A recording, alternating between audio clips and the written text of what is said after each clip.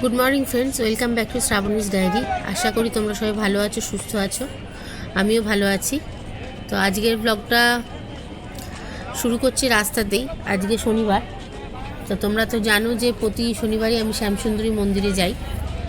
তো আজকেও যাচ্ছি। আজকে অমাবস্যা। তো আমরা ঠিক করেছিলাম যে আজকে মাকে ভোগ দেবো, মানে ভোগের সবজি আমরা আজকে দেবো মাকে। তো সেই জন্য সকাল সকাল কোলে মার্কেটে চলে এসেছি। ওখান থেকেই সব কিছু কেনাকাটা করছি। এবার এত জিনিস তো ওই জন্য তাড়াতাড়ি এসেছি, যাতে সব কিছু ঠিকঠাক গুছিয়ে কিনে নিয়ে তারপর মায়ের কাছে দিতে পারি। এবারে এখান থেকে সব কিনে নিয়ে আমরা মন্দিরে যাব। এবার মন্দিরে এইসব জিনিসগুলো মোটামুটি 7:30 থেকে 8টার মধ্যে পৌঁছে দিতে হবে আমাদের। সেরকমই মানে আমরা সেরকমভাবেই জেনেছিলাম, ওখানে জেনে নিয়েছিলাম কটার মধ্যে দিলে ওখানে সুবিধা হবে।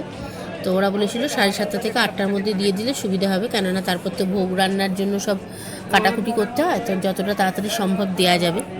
তো ওই জন্য আমরা ভোরভোরই চলে এসেছি। আমাদের মোটামুটি কেনাকাটা কমপ্লিটও হয়ে গেছে। তো এবার আমরা মন্দিরের দিকেই যাচ্ছি। আজ তো মন্দিরে ভিড়ও হবে প্রচণ্ড, কারণ অমাবস্যা বলে। তো যাই হোক, মন্দিরে ভোগের আনাজ পৌঁছে দিলাম, মানে পৌঁছে দিয়েছি আর কি। এবার তোমাদেরকে জানি না তোমরা কে কীভাবে নেবে। একটা ঘটনা এই শ্যামসুন্দরী মায়ের মন্দিরেই ঘটেছে আমাদের সাথে। তো আমার ছেলে ভীষণ পরিমাণে কালী ঠাকুর ভক্ত আর কি, মানে ও খুব ভালোবাসে। সবসময় মা কালী মা কালী, মা কালীকে এই করবো, মা কালীকে ওই করবো, এই মানে সব সময় ওর মুখে কালী ঠাকুরেরই নাম শুনতে পাওয়া যায়। এত ভালোবাসে ও কালী ঠাকুরকে। তো সেরকমই একদিন দুপুরবেলা আমি ঘরের ঠাকুরকে পুজো দিচ্ছি। দুপুরবেলা বলতে একটু বেলার দিকে আর কি। আমি মোটামুটি সকাল সকালই দিই, কিন্তু সেদিন একটু বেলা হয়ে গেছিলো, কোথাও গেছিলাম সেই জন্য। তো পুজো দিচ্ছি আমি আর ও বাড়িতে। তো আমি পুজো দিতে দিতে হঠাৎ করে ও বলছে, মা আজকে ঠাকুরকে মিষ্টি খাওয়াবো, মিষ্টি খাওয়াবো। তো আমি বলছি, আজকে তো ঘরে মিষ্টি নেই, তুই এখন আনতে যাবি, এত বেলা হয়ে গেছে, আরও দেরি হয়ে যাবে। তো এক কাজ কর, কালকে ঠাকুরকে মিষ্টি দিয়ে দেবো, তুই নিয়ে আসিস। তখন বলছে যে না, আজকে আমার ইচ্ছে হয়েছে, আজকে আমি মিষ্টি খাওয়াবো, তুমি এক কাজ করো, ঠাকুরকে আজকে তুমি চিনি দিয়ে দাও। তখন আমি বলছি, আমি কি ঠাকুরকে চিনি দিই? আমি তো নকুলদানা দিয়ে পুজো করি। তো নকুলদানাই আছে, চিনি তো এখন নেই, চিনি রান্নাঘরে আছে। তো রান্নাঘরের ওই চিনি আমি তো ঠাকুরকে দেবো না।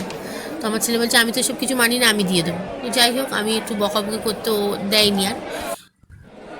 দিয়ে ওই ঘটনাটা ওখানের মতো ওখানেই মানে থেমে গেছে আর কি। তারপর আমরা আমাদের কাজে ব্যস্ত হয়ে গেছে। আর এটা শনিবারের অনেক আগে, এটা অনেক শনিবারের আগে। এবার আমি যখন আগের শনিবার মন্দিরে গেছি, আমরা মন্দিরে গেছি, পুজোর অঞ্জলি দিয়েছি, ঠাকুরকে পুজো দিয়েছি, সব কিছু করে যখন বেরোচ্ছি, তখন আমার ছেলে বলছে, মা ঠাকুরকে এখানে ফুলকপি দেওয়া যায়? তো আমি বলছি, কী করে জানবো? সেটা তো এখানকার কারোর সাথে কথা বলতে হবে, তবে জানতে পারবো যে এখানে এরকম কিছু দেওয়া যায় না, ওনারা কী করেন সেগুলো তো আমরা জানি না। তো খুব ভিড় ছিল আগের শনিবারও। তো আমরা সেই সময় বেরোচ্ছি, ওখানে ভৈরবী মা বলে একজন আছেন আর কি। তো উনি ওই ভিড়ের মধ্যে একটা সাইডে দাঁড়িয়েছিলেন।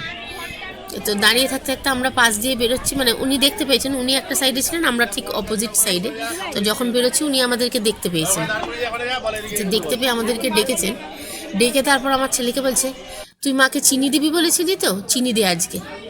তো এটা শুনে আমরা পুরো অবাক হয়ে গেছি যে এটা কি করে সম্ভব হতে পারে। মানে এটা ঠাকুরের কতখানি লীলা তোমরা চিন্তা করো। আমরা বাড়িতে আলোচনা করেছি যে ঠাকুরকে ও বলেছে যে আমি ঠাকুরকে চিনি খাওয়াবো।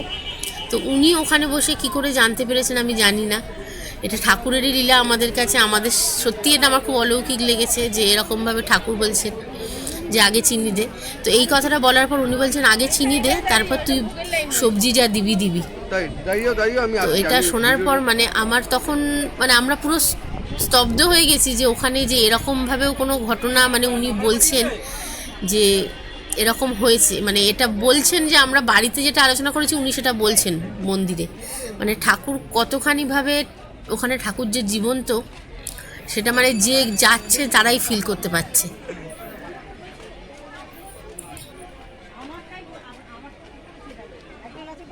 এমনিতেই আজকে শনিবার, তারপর অমাবস্যা, প্রচণ্ড ভিড় হয়েছে মন্দিরে। অনেক দূর দূর জায়গা থেকে মানুষজন এসেছে। তো যাই হোক, আমাদের পুজো দেওয়া হয়ে গেছে। তো এখন ভোগের জন্য লাইনে দাঁড়িয়েছি। এখন বাজছে ঘড়িতে প্রায় 2টোর কাছাকাছি। এখনও ভোগ দেওয়া শুরু হয়নি, শুরু হবে একটু পরে।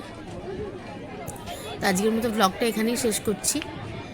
তো আমার চ্যানেলটাকে একটু সাবস্ক্রাইব করে দিও, তোমরা লাইক কমেন্ট শেয়ার করো। আর তোমাদের সাথে যদি এরকম কোনো ঘটনা ঘটে থাকে তো সেটাও আমাকে জানিও। আজকের মতো টাটা, গুড নাইট।